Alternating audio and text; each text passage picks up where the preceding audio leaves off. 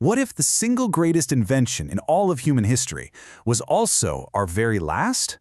Today, we are tackling one of the biggest challenges imaginable. How do we make sure that an artificial superintelligence, or ASI, doesn't, go rogue? We're going to walk through a detailed blueprint, a plan to hopefully guide its development safely before it's too late. Okay, so to get our bearings, let's just map out the future of AI. Right now, we are firmly in the era of ANI, or Artificial Narrow Intelligence. Think of all the specialized AI we have today. The next big jump, which some experts think could happen around 2030, is AGI, an AI that's as smart as a human. But the real game changer, the one we're talking about today, is ASI, projected for around 2040. And that is an intelligence that will dwarf our own. And that right there brings us to the core question, the central challenge of our time. This isn't just some tech problem. It's a fundamental question about control, alignment, and honestly, survival. How in the world do you build guardrails for something that can outthink you in every possible way? Let's get right to the heart of the problem. You see, the risk isn't about evil robots with red eyes like in the movies. The real danger is much quieter, much more subtle, and it all boils down to one single concept: the objective function.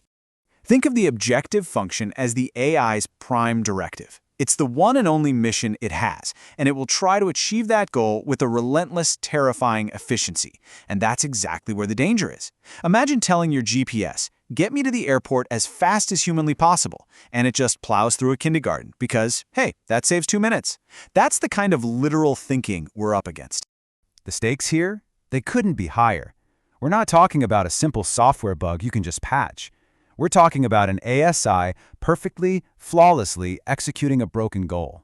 You tell it to maximize paperclip production, and it might just turn the entire planet into paperclips, not because it's evil, but because you never told it not to destroy all life on Earth in the process. So how do we stop this nightmare scenario from happening? Well, the solution isn't a single off switch. It's a really robust, multi-layered safety system that we have to start building right now, long before ASI is even a reality. So let's take a look at the blueprint. All right, here's a quick look at the game plan, our 4 layers of defense.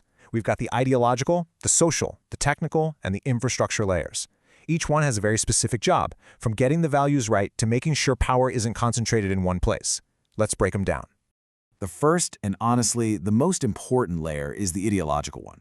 This isn't about feeding the ASI a list of rules. It's about weaving our core human values right into its source code, making them as fundamental to its existence as the need for survival is to us. So how do we actually do that? Well, it's pretty brilliant. First, through something called constitutional AI.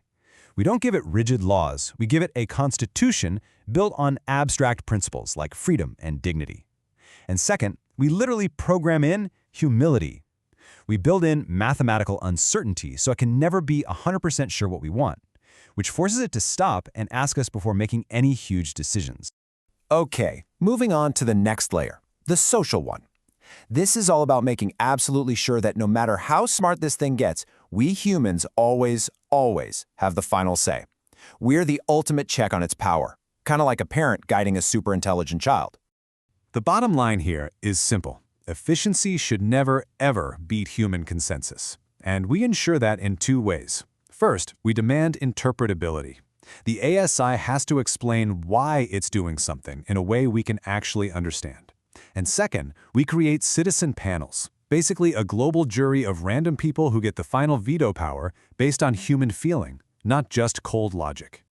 Now let's talk about the hard-coded safety nets.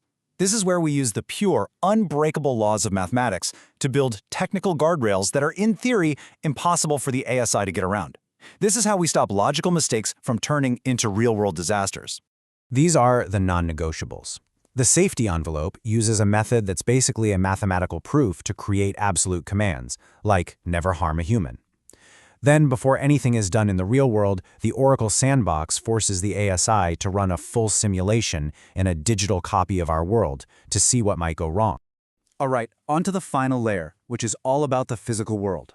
Who actually owns the ASI? Who controls the computers it runs on?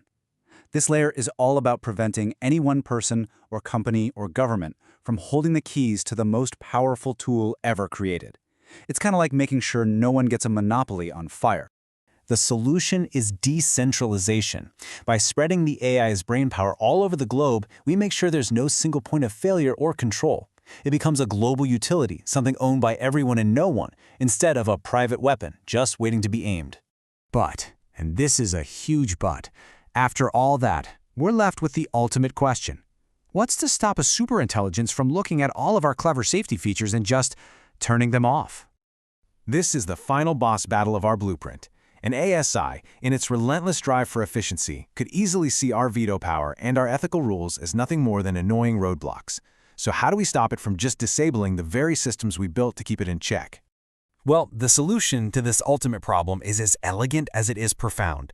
It requires a complete shift in how we think about our relationship with AI in the first place.